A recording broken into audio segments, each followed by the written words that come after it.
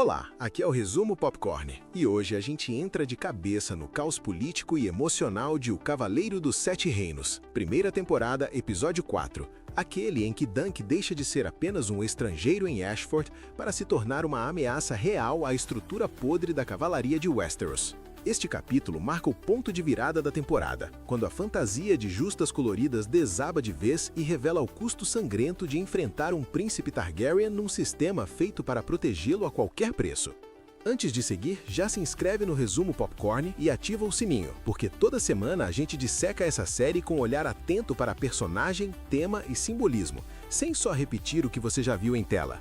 E se você gosta de análise que conecta detalhe de atuação com decisão política, esse é o lugar certo para acompanhar a jornada de Dunk e Egg ao longo da temporada. O episódio 4 começa empurrando Dunk para o fundo do poço, isolado, encharcado e acreditando que não tem amigos, numa daquelas noites chuvosas que parecem condensar todo o peso da culpa e da humilhação. A direção usa a chuva e o acampamento vazio como extensão do estado mental do personagem. Ele é o cavaleiro que ousou erguer a mão contra um príncipe, e agora paga o preço de descobrir que honra não é uma moeda aceita na corte. Quando Raymond Fossoway surge oferecendo apoio, junto com Steph Fossoway, a série brinca com a ideia de camaradagem cavaleiresca, mas já planta o desconforto de que alianças, ali, sempre carregam cálculo por trás. O coração temático do episódio está na tensão entre ideal e instituição. Dunk encarna a visão romântica de que um cavaleiro serve para proteger os fracos, enquanto a própria estrutura de Westeros deixa claro que títulos e sangue valem mais do que justiça. A cena diante de Baelor Targaryen cristaliza isso de forma brilhante.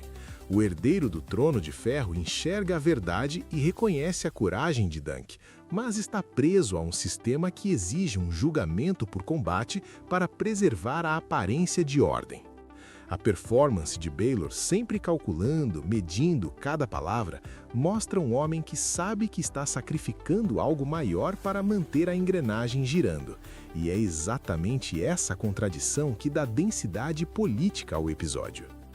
Visualmente, o capítulo usa o escudo de Dunk como símbolo da identidade em construção. A pintura de Tanselle com céu alaranjado, estrela cadente e a árvore verde funciona como prenúncio e promessa ao mesmo tempo. O próprio Dunk lê aquilo como mau presságio, pressentindo a queda que se aproxima, enquanto o ferreiro insiste que o verde representa vida e resistência, quase como se a obra de arte estivesse discutindo com o personagem sobre quem ele ainda pode se tornar. É um detalhe simples, mas que ajuda a transformar a preparação para o julgamento em algo mais íntimo do que apenas logística de batalha. No núcleo de relacionamento, o ponto alto é o atrito entre Dunk e Egg, que ganha uma honestidade rara em fantasia televisiva.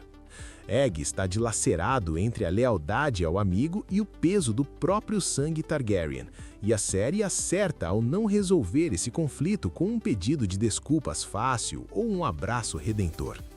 O afastamento temporário entre os dois deixa uma ferida aberta, lembrando que a confiança ali também será algo a ser reconquistado, não um recurso inesgotável.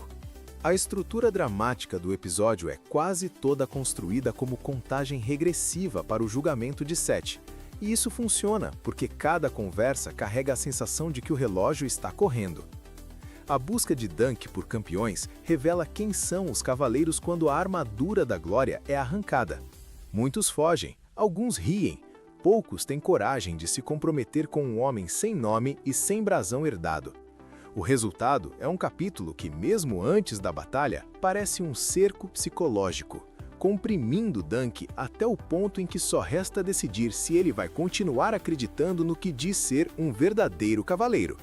No conjunto, o episódio 4 se destaca como o momento em que a série assume de vez sua vocação de drama sobre responsabilidade, culpa e poder, em vez de se apoiar apenas no espetáculo das justas.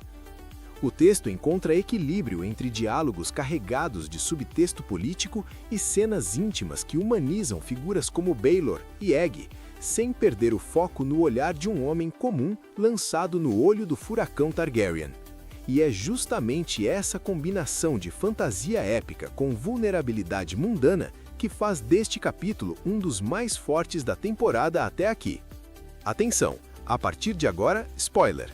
Se você ainda está aqui, é porque quer mergulhar no episódio 4 sem rede de proteção.